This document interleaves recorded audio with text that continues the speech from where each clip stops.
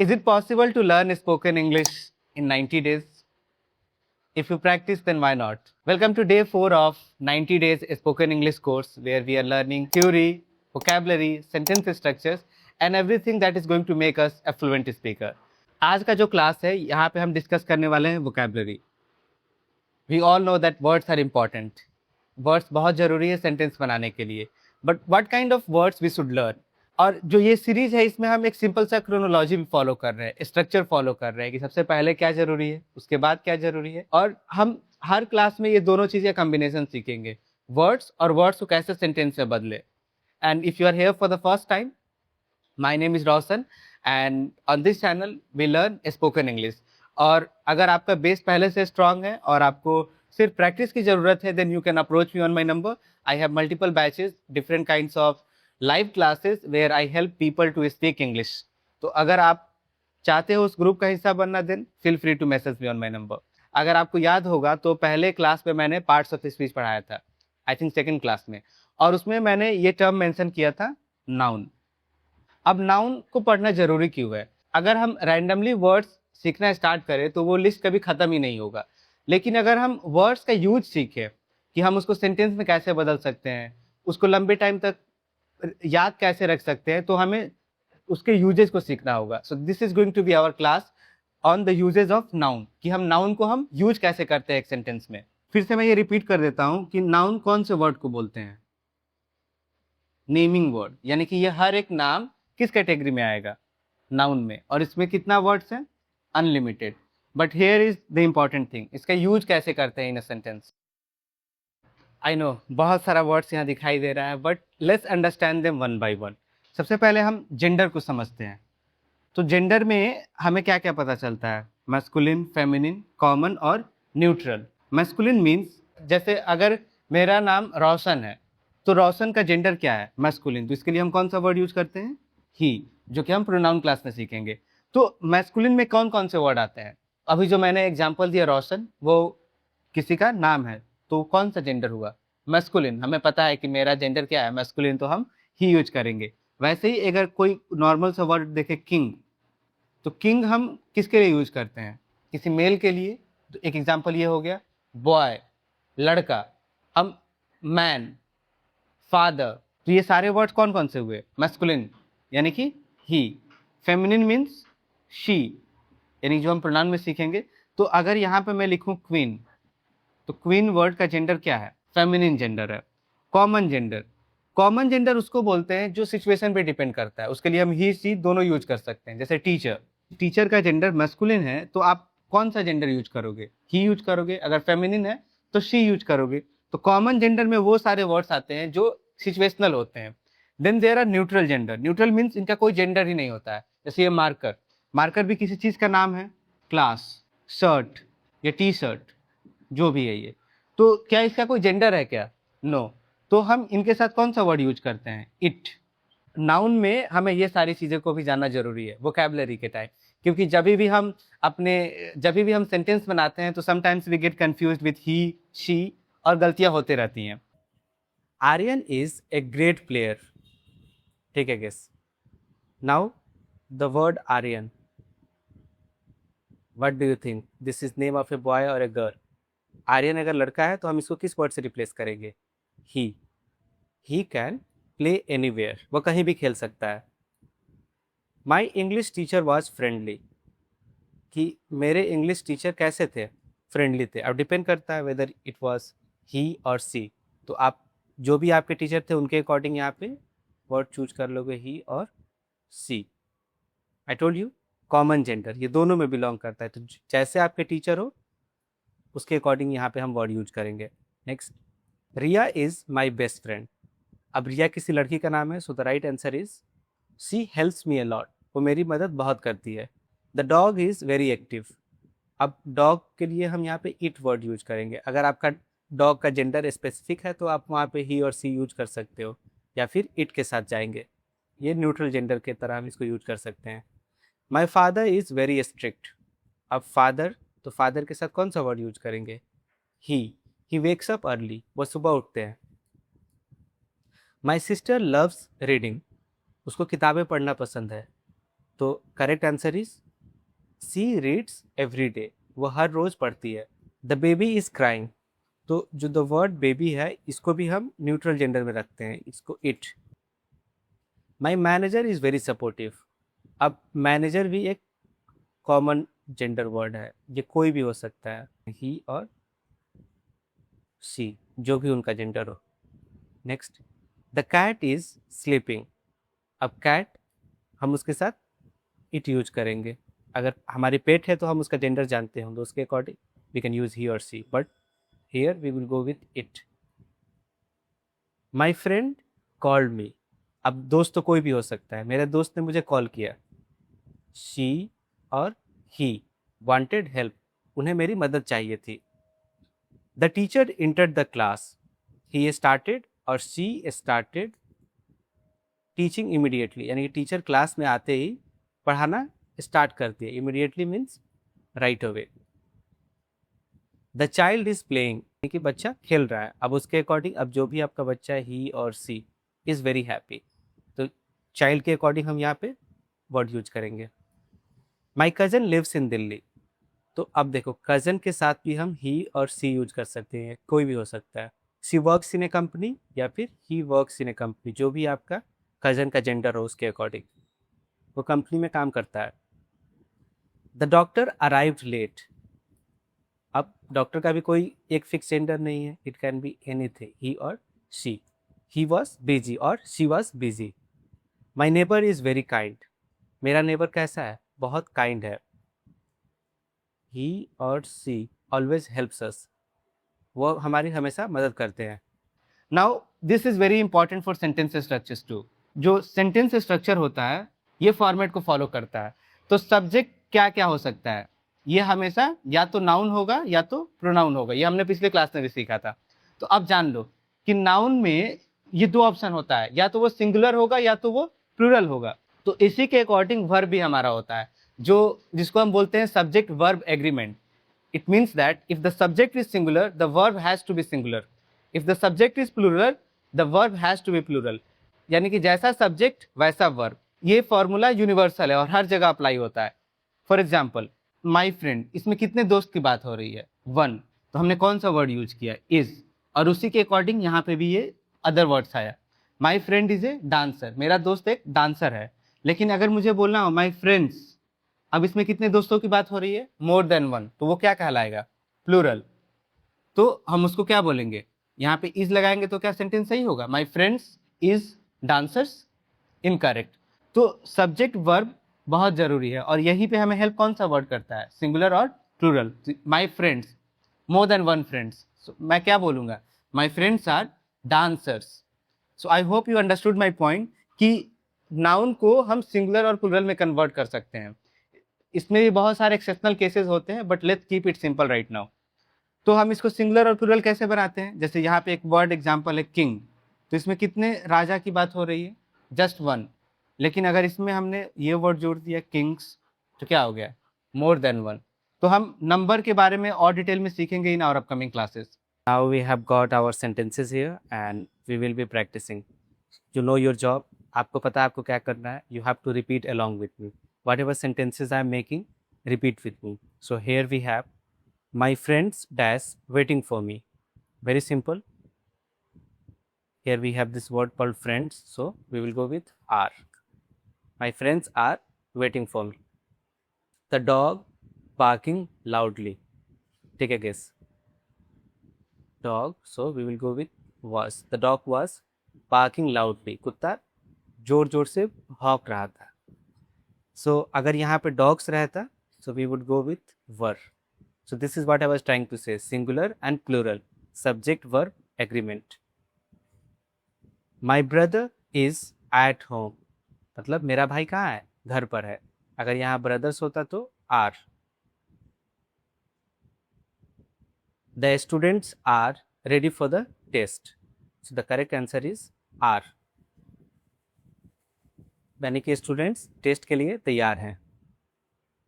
This book is very interesting. ये किताब काफ़ी इंटरेस्टिंग है, मज़ेदार है. अगर यहाँ पे होता बुक्स तो यहाँ पे कर देते हम These books are very interesting. These books are very useful. What I told you earlier, these books are very helpful. ये किताबें काफ़ी useful हैं. The child is sleeping, यानी कि बच्चा सो रहा है. अगर children होता, the children are sleeping. The children are playing outside, यानी कि बच्चे बाहर खेल रहे हैं. My parents are coming today, मतलब मेरे पेरेंट्स आज आ रहे हैं. The teacher is explaining the topic, यानी कि टीचर टॉपिक को एक्सप्लेन कर रहे हैं. The cars are parked outside. Cars are parked outside. Next, one student is missing here. One student is missing, यानी कि एक स्टूडेंट नहीं दिख रहा है या फिर नहीं आया है. Many people are watching the match, यानी बहुत सारे लोग मैच को देख रहे हैं. The shop is closed, यानी कि दुकान बंद है. The shops are open today, दुकानें आज खुली हुई हैं. Now let's learn this thing called case. अब ये थोड़ा सा कॉम्प्लिकेटेड हो सकता है, लेकिन अगर आप पिछला सेशन देख के आए हो, this is not going to be very complicated. अब सब्जेक्टिव और ऑब्जेक्टिव तो हमें पहले से ही थोड़ा बहुत आइडिया है कि सब्जेक्टिव और ऑब्जेक्टिव होता क्या है. लेट्स अंडरस्टैंड कि हमने क्या सीखा. यहाँ पे जो चीज़ है सब्जेक्ट वर्ब ऑब्जेक्ट. जो वर्ड सब्जेक्ट के जगह पे यूज होता है उसको बोलते हैं सब्जेक्टिव केस. जो ऑब्जेक्ट की जगह पे यूज होता है वो ऑब्जेक्टिव केस. और ये बात प्रोनाउन की क्लास में और अच्छे से समझ में आएगी. But we will practice some more sentences और फिर मैं आपको बताता हूँ कि आप इसको आइडेंटिफाई कैसे कर सकते हो कि वह सब्जेक्ट है या ऑब्जेक्ट है. Then there is this word called possessive. Possessive का मतलब ही होता है टू शो ऑनरशिप, कि किसी चीज़ का कोई मालिक होना. जैसे मैं बोलूँ कि ये कलम मेरा है तो मैं इसको ऐसे बोल सकता हूँ, दिस इज माई पेन और माई मार्कर. लेकिन अगर आप चाहो तो इस वर्ड में ये अपोस्ट्रोफे एस बोलते हैं इसको, रोशंस मार्कर, यानी कि रोशन का मार्कर. तो वैसे केस को बोलते हैं possessive case. We will discuss all of this things in detail in our pronoun class 2. हम इन सब चीज़ को प्रोनाउन में एक बार और फिर से रिपीट करेंगे ताकि आपका कॉन्सेप्ट और अच्छे से क्लियर हो. और इस पे हम वोकैबुलरी से प्रैक्टिस करेंगे कि नंबर में कौन कौन से एक्सेप्शनल यूजेस होते हैं, किसको हम कन्वर्ट कर सकते हैं, किसको कन्वर्ट नहीं कर सकते हैं. So we will learn everything in detail in our upcoming classes. और एग्जाम्पल भी देखते हैं. Let's practice some speaking. हम बोल बोल के प्रैक्टिस करते हैं ताकि ये सारा कॉन्सेप्ट क्लियर हो जाए. That should be your focus. Remember कि हमें थ्योरी से ज़्यादा फोकस किस बात पे करना है, स्पीकिंग पे. So go in a corner and start speaking along with me. अब हम थोड़ी देर सब्जेक्ट और ऑब्जेक्ट वाले पार्ट को भी डिस्कस कर लेते हैं. तो सब्जेक्ट पहचानने का सबसे आसान तरीका क्या है, सब्जेक्ट बोलते किसको है. थोड़ी देर पहले हमने सीखा कि डूअर ऑफ एन एक्शन, उसको क्या बोलते हैं, सब्जेक्ट बोलते हैं. यानी कौन सा वर्ड काम कर रहा है या फिर किसके बारे में सेंटेंस है. तो हम ये सवाल पूछ के, हु का सवाल पूछ के सब्जेक्ट फाइंड कर सकते हैं. ऑब्जेक्ट जानने के लिए व्हाट या फिर whom, ये सवाल पूछ करके आप ऑब्जेक्ट भी फाइंड कर सकते हैं. और ऑब्जेक्ट होता क्या है, ऑब्जेक्ट का भी सिंपल डेफिनेशन होता है रिसीवर ऑफ एन एक्शन, यानी कि काम का असर जिस पे पड़ रहा है उसको हम बोलते हैं रिसीवर ऑफ एन एक्शन. सो ये सेंटेंस पढ़िए, आई मेट राहुल यस्टरडे. इसका मतलब हुआ कि मैं राहुल से मिला कल. whom डिड आई मीट, आप अपने आप से सवाल पूछिएगा, ये this is for yourself, ताकि आप पहचान पाओ. whom did I meet, Rahul. So this is our object here. Next, she is reading a book, वह एक किताब पढ़ रही है. So what is she reading, she is reading a book. तो ये हमारा ऑब्जेक्ट हुआ. He bought a new phone, उसने एक नया फोन खरीदा. तो what did he buy, he bought a new phone. So phone is object. They watched a movie last night, यानी उन्होंने कल एक फिल्म देखा. तो आप सवाल पूछ रहे हो what did they watch, they watched a movie last night. I called my friend, whom did I called, the answer is my friend. किसको मैंने कॉल किया था, अपने दोस्त को. She cooked dinner for everyone, उसने सबके लिए खाना बनाया. What did she cook, she cooked dinner. So this is our object here. He open the door, उसने क्या खोला, what did he open, so the answer is door. We completed the project, हमने क्या कंप्लीट किया, project. So the all of the subject पहचानना तो काफ़ी आसान है, जो काम कर रहा है उसको हम सब्जेक्ट बोल देते हैं। So all of this sentences are mostly to make you understand object को कैसे पहचाने। आई सेंड द मैसेज, मैंने मैसेज भेजा। The question is what did I send, मैंने क्या भेजा, a message. She clean the room, उसने क्या क्लीन किया, शी क्लीन द रूम, उसने रूम का सफाई किया। What did he fix, he fix the problem, उसने प्रॉब्लम को फिक्स करा। whom did they invite, उन्होंने किसको इनवाइट किया, they invited us to the party, उन्होंने हमें बुलाया पार्टी में। I understand this topic now, what do I understand, मैं क्या समझता हूँ, this topic, मैं इस टॉपिक को समझता हूँ। What did she answer, she answered the question, उसने क्वेश्चन का आंसर किया, आंसर दिया। What did he kick, उसने किसको लात मारा, he kicked the ball, उसने बॉल को लात मारा। So the ball is object here. Yes, there is more to this session. कुछ और भी चीज़ें सीख लेते हैं। Now let's learn some more things related to noun. अब ये स्पोकन इंग्लिश के लिए उतना ज़रूरी है नहीं, लेकिन अगर आप इन सारे चीज़ों को जानोगे तो आपका कॉन्सेप्ट और क्लियर हो जाएगा कि हमें कैसे नाउन को यूज करना है while speaking in a sentence और वाइल मेकिंग ए सेंटेंस। अब देखो, नाउन को हम कई तरीके से डिवाइड कर सकते हैं। एक सिंपल तरीका होता है ये काउंटेबल और अनकाउंटेबल नाउन, यानी जिसको गिन सकते हैं और जिसको नहीं गिन सकते हैं। तो for example, can you count this marker, तो हम इसको कन्वर्ट कर सकते हैं मार्कर्स, तो ये हो गया काउंटेबल। लेकिन वही बात जब अनकाउंटेबल की आती है, तो जो इसके अंदर इंक यूज किया जा रहा है, तो क्या हम इंक को काउंट कर सकते हैं क्या? नो, हम उसको मेजर कर सकते हैं कि वो उसका वेट कितना है, तो उसको बोलते हैं अनकाउंटेबल नाउन। तो हम इंक को इंक्स नहीं बोल सकते हैं, राइट। तो ये एक सिंपल तरीका होता है नाउन को डिवाइड करने का on the basis of countable and uncountable. और ये जो हम बचपन से स्कूल से सीखते आ रहे हैं, और ये भी काफ़ी इंपॉर्टेंट है, काफ़ी यूजफुल है। कॉमन नाउन का मतलब कोई भी जनरल नाम। तो ये जितना भी एग्जाम्पल लिखा मैंने, मार्कर, पेन, शर्ट, टीचर, तो ये किसी जनरल नाम को बता रहा है, किसी का स्पेशल नाम नहीं है। इसी वर्ड पे ज़्यादा फोकस करेंगे कॉमन नाउन, क्योंकि कॉमन नाउन में ज़्यादा कन्फ्यूजन होता है कि हमें बहुत सारे चीज़ों का नाम नहीं पता होता। We don't know how to talk about those things, क्योंकि उसे हमें इंग्लिश में बोलना ही नहीं आता है। तो अगर आप इस पर फोकस करोगे, your sentence structures will improve. और इसको हम प्लूरल बना सकते हैं, इसको मार्कर्स, पेन्स, शर्ट्स, टीचर्स। आप ये बात नोटिस करते जाओ कि इसको हम कैसे चेंज भी कर सकते हैं। प्लूरल, ये सिंगुलर प्लूरल दोनों हो सकता है। अब प्रॉपर नाउन का मतलब होता है किसी खास चीज़ का नाम। जैसे मार्कर, ये किस कंपनी का है? डोम्स। तो ये एक कंपनी का नाम हो गया। क्या हम इसको प्लूरल बना सकते हैं क्या? We can not make it a plural. Pen, अगर किसी स्पेशल कंपनी का नाम हो, लिंक, आई थिंक ये एक पेन के कंपनी का नाम है, तो ये प्रॉपर नाउन हो गया। शर्ट, जैसे नाइकी, ये भी एक कंपनी का नाम है। शर्ट पता नहीं वो बनाते हैं या नहीं, टी शर्ट, ये प्रॉपर नाउन है। टीचर, अभी आपका टीचर कौन है यहाँ इस क्लास में? रोशन। तो हम इसको प्लूरल में नहीं बदल सकते हैं, बिकॉज ये होता ही स्पेशल है, उसको बोलते हैं प्रॉपर नाउन। मटेरियल नाउन, अब मटेरियल नाउन वैसे वर्ड्स को बोलते हैं जो किसी चीज़ से बना हो या उसको यूज करके किसी चीज़ को बनाया जाए।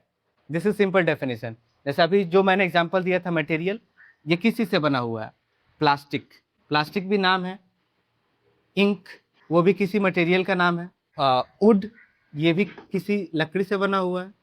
आयरन, गोल्ड, राइस, तो ये सारा चीज़ मटेरियल है। तो अब आपको इसको डेफिनेशन जानना क्यों जरूरी है? अगर आप ये जानते हो ये सारे वर्ड को मटेरियल नाउन बोलते हैं, तो आपको ये भी याद रहेगा कि हम इसको भी प्लूरल नहीं बना सकते हैं। For example, plastics, you can't say plastics. Inks, woods, irons. English एक ऐसा लैंग्वेज है जो हर चीज़ में कोई ना कोई एक्सेप्शनल डाल ही देता है। तो अगर मैं वुड्स बोलूँ तो उसका मीनिंग चेंज हो जाएगा। वुड्स का मतलब ये नहीं होगा बहुत सारा लकड़ी, the meaning will become forest. तो वो कभी और क्लास में सीख लेंगे। आयरन्स का भी मीनिंग कुछ और हो जाएगा, हथकड़ी हो जाएगा। आप नोटिस करते जाओ, कॉमन नाउन इसको हम प्लूरल बना सकते हैं, but proper material we can't make it plural. Let's talk about abstract. अब अब्स्ट्रैक्ट नाउन होता क्या है? ये सिर्फ एक फीलिंग का नाम है जिसको आप फील कर सकते हो और उस फीलिंग को आपने नाम दे दिया, that is called abstract noun. Happiness, और सबसे सुटेबल इस क्लास के लिए confusion, confidence, whatever words I have written here, they all are name of the feelings. ये किसी फीलिंग का नाम है। जैसे हैप्पीनेस का मतलब खुशी, कंफ्यूजन का मतलब I don't know what to how to say it in Hindi, मतलब किसी चीज को लेके आप समझ ना आना, that is called confusion. Confidence, आत्मविश्वास, सैडनेस, उदासी, ऑनेस्टी, ईमानदारी। इसको भी हम कन्वर्ट नहीं कर सकते हैं प्लूरल में। Next word is collective noun. अब कलेक्टिव नाउन क्या होता है? कलेक्टिव नाउन ऐसे वर्ड को बोलते हैं जो किसी एक ग्रुप को रिप्रेजेंट करे। इसमें हमें ग्रुप का पता चलता है। दो कॉमन एग्जांपल में देता हूं आपको। आर्मी, ये इसमें एक सोल्जर नहीं होता है, there are more than one soldier. उसको क्या बोलते हैं? आर्मी बोलते हैं। क्लासरूम एरिया का नाम है जहाँ पे बहुत सारे स्टूडेंट मिलकर पढ़ते हैं। क्राउड, बहुत सारे लोग इकट्ठा होते हैं, उसको क्राउड बोलते हैं। और जब हम आने वाले क्लास में आर्टिकल्स पढ़ेंगे, this is another important chapter जिसमें हम सिर्फ 3 ही वर्ड पढ़ेंगे, ए एंड दी। और ये जब आप 3 वर्ड्स पढ़ लोगे, so your sentences will start sounding a lot better. आपका सेंटेंस और अच्छा साउंड करेगा और इसमें भी कंफ्यूजन नहीं होगा। So I hope the discussion on this chapter called noun was helpful one. अगर आपको कोई भी डाउट हो, so make sure to leave a few comments. और अगर आप चाहते हो कि मैं और एग्जाम्पल दूँ और रीडिंग मटेरियल आपको प्रोवाइड करूँ, तो उसके लिए भी आप मुझे मैसेज कर सकते हैं या फिर कुछ कमेंट्स लिख सकते हैं। So the first sentence is, I met Rahul at a small cafe yesterday. So now your job is very simple. Repeat after me. जो भी मैं पढ़ रहा हूँ उसको बोलिए। जैसे I met Rahul at a small cafe yesterday. मैं कल राहुल से कहाँ मिला? कैफे में मिला। And your real job is to identify the noun, that ये नाउन कौन से कैटेगरी से बिलोंग करता है। जैसे राहुल, ये किसी का खास नाम है, राइट? तो ये कौन सा वर्ड हुआ? Proper noun, correct? Let me reduce the thickness of the pen. यहाँ पे किसी स्पेसिफिक कैफ़े की बात हो रही है या सिर्फ जनरल कैफ़े की बात हो रही है? तो आप ये भी सवाल पूछ सकते हो, क्या मैं इसको प्लूरल बना सकता हूँ? तो कैफ़े को बिल्कुल प्लूरल बना सकते हैं। तो ये हमारा कॉमन नाउन है। My handwriting is good. I am trying to write with this pen, so it will take some time to get use to it, but let me see. The next sentence is, my phone battery died in the middle of a call. मेरा phone का battery ख़त्म हो गया। कब? Call के बीच में ही। So try to identify these words. She left her job without a backup plan. उसने अपने जॉब को छोड़ दिया बिना किसी बैकअप प्लान के। A dog was sitting quietly outside the house. एक कुत्ता घर के बाहर चुपचाप बैठा था। I really liked his honesty in that situation. मुझे उसका ऑनेस्टी बहुत पसंद आया उस सिचुएशन में। We have an important meeting in the office today. My father gave me some useful advice. मतलब मेरे पापा ने मुझे कुछ यूजफुल एडवाइस दिया। Let's move ahead. The road near my home is always crowded. यानी कि जो रोड है मेरे घर के पास वो हमेशा कैसा रहता है? Always crowded. I watched an interesting movie last night. यानी कि कल मैंने एक इंटरेस्टिंग मूवी देखा था, कल रात को। The teacher has a very unique style. That teacher has a very unique style. यानी उस टीचर के पास एक अलग ही स्टाइल है। He has a lot of money, but he lives a simple life. उसके पास बहुत सारा पैसा है लेकिन फिर भी वो एक सिंपल लाइफ जीता है। We are planning to move to another city next year. यानी कि हम लोग अगले साल दूसरे सिटी में मूव करने का प्लान बना रहे हैं। The player scored a goal in the last minute. यानी कि प्लेयर ने लास्ट मिनट पे गोल स्कोर किया। My friend told me a strange story. मेरे दोस्त ने एक अजीब सा कहानी सुनाया। सो स्ट्रेंज मीन्स अजीब। This is an adjective by the way, don't get confused. Next, it is hard to stay calm in heavy traffic. यानी कि जब ट्रैफिक ज़्यादा हो तो वहाँ काम रहना थोड़ा मुश्किल है। I left my book on the table. यानी कि मैंने अपना किताब कहाँ भूल छोड़ दिया? टेबल पे ही। Her family is very supportive. उसकी फैमिली कैसी है? बहुत सपोर्ट करने वाली है। The weather was perfect for a long walk. मौसम एक लंबे वॉक के लिए परफेक्ट था। My boss gave me a new project. यानी कि मेरे बॉस ने मुझे एक नया प्रोजेक्ट दिया है। I could see the fear on his face. उसके चेहरे पे मुझे डर नज़र आ रहा था।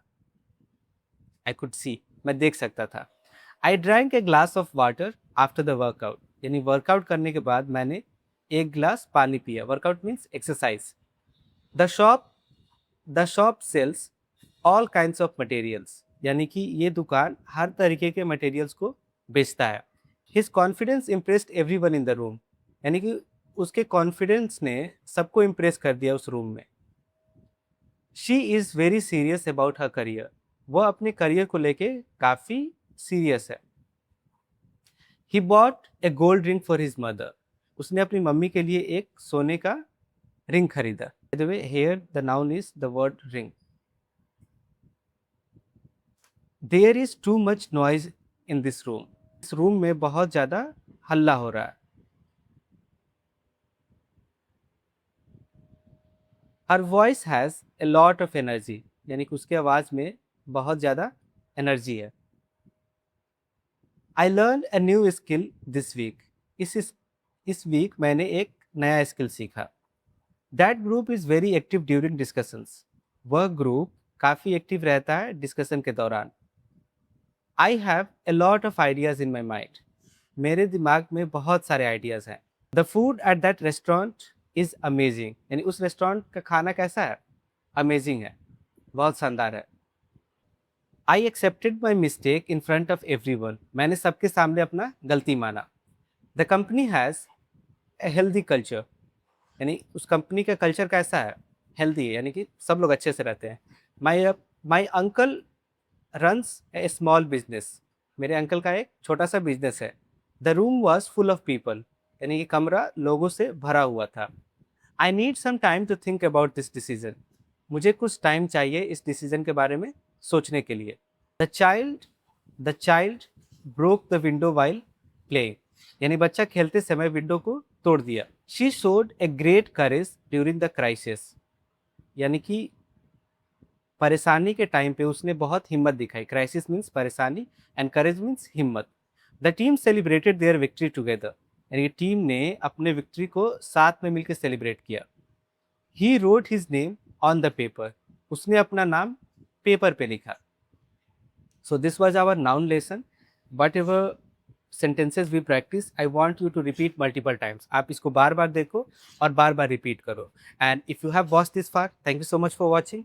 Please subscribe, leave a few comments, and let me know what kind of content do you want to see in our upcoming videos. And let me know in the comments if you need these files. I'll share it to you. और अगर आप चाहते हो कि मैं और ज़्यादा sentence practice कराऊँ तो उसके लिए भी आप कमेंट लिख सकते हो।